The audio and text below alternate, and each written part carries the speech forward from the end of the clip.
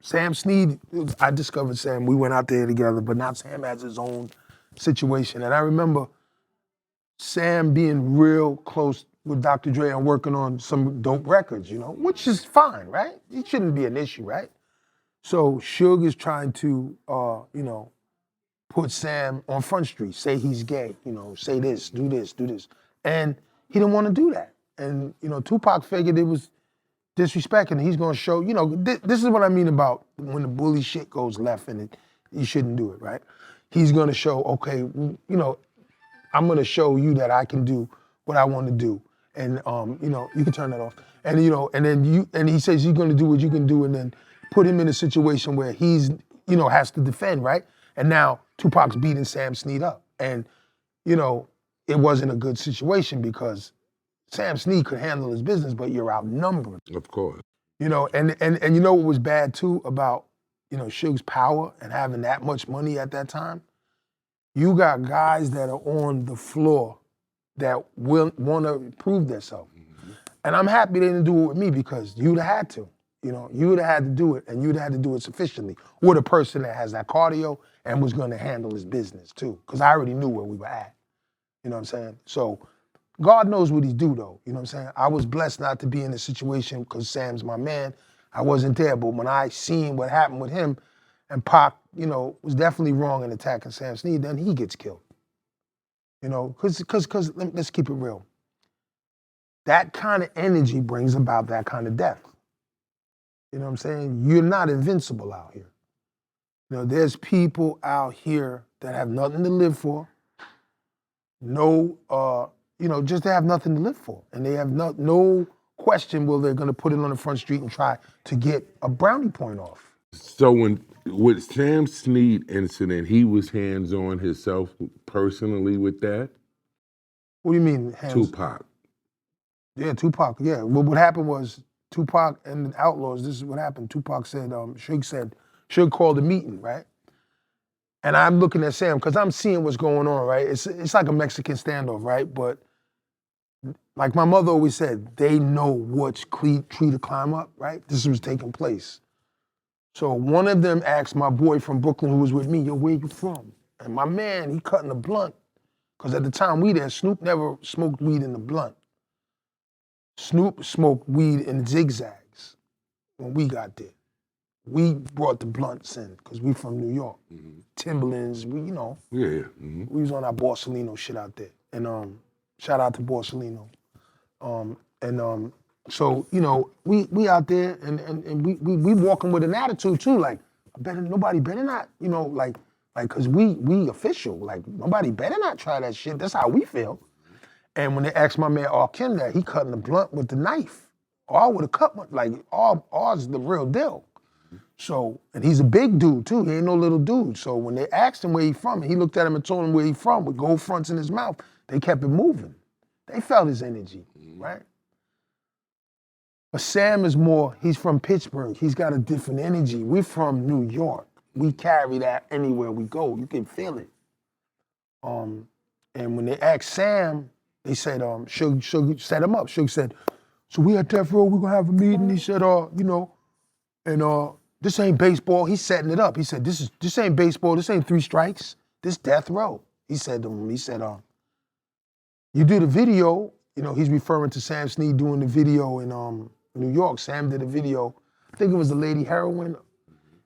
No, it was a Wu-Tang Clan video. Wu-Tang Clan showed up. He in the video with Wu-Tang Clan because they did the ice cream video. So he in the video with them. He's not wearing the colors. Death Row colors are black and red. He's not wearing the colors. He wearing yellow. He doing them.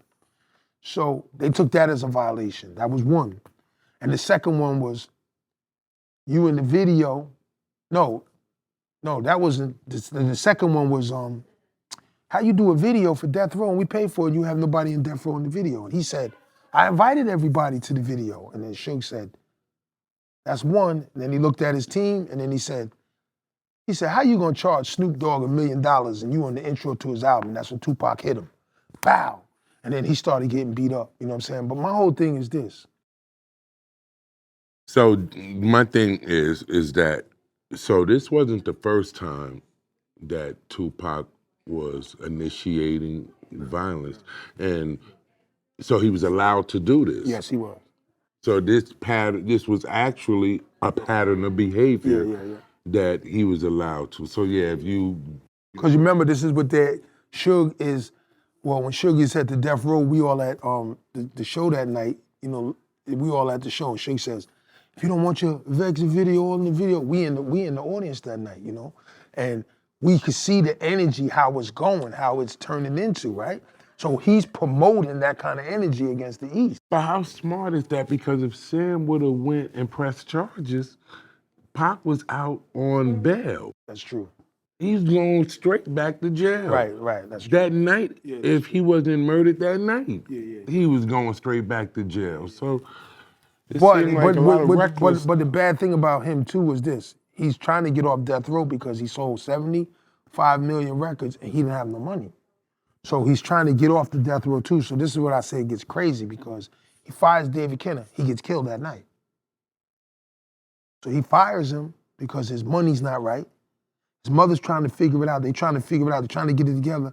But you in the room with him, you in the car, you shot, you get murdered. You know what I'm saying? Your whole setup, right? You didn't have to create these actions. Because like I said, okay, you get into some shit with some people you hanging out with. You get into some shit. It happens, right? You hanging out with the wrong people. I've done it before. You want to be accepted by the wrong motherfucker. I get it. But you're trying to take it out on the whole coast for some shit you did. If you're in the room with a chick and, you know, it's time to go home, like, I don't give a fuck. I'm in the room with I'm with a chick. Yo, I'm gonna see y'all tomorrow. That would have stopped the whole shit. He'd have did that. But you wanted to be down. You didn't know when to say, all right, man, I'll see y'all tomorrow. You kept it going, and now when that happened and you get in that situation, now it gets really crazy, because now you gotta run with this team of guys now to combat this team when this team already had you. They had you. Had you would have just kept it where it needed to be, you let it go too far. And then when you got your neck in the noose, you had to run over there to get support. And that same support, like I said, you thought he was gonna leave that, you just left one. The second one got you touched. You tried to bounce. The second time, it didn't work. Because they already knew you bounced from them. Politically, I believe that's what happened. You know what I'm trying to tell you? Because street shit.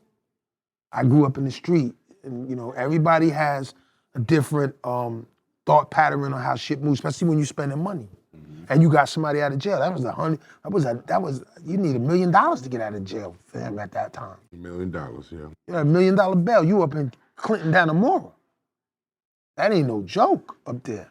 You know what I'm saying? So, you know, and that's what I be saying. At the end of the day, he just needed to be around real people who had a conversation. Like, I got Cutter, and, you know, like when I get in some shit and I talk to, you know, Quay and them, and they tell me, like, this is what it is, I have people that I can talk to. I don't have it all figured out.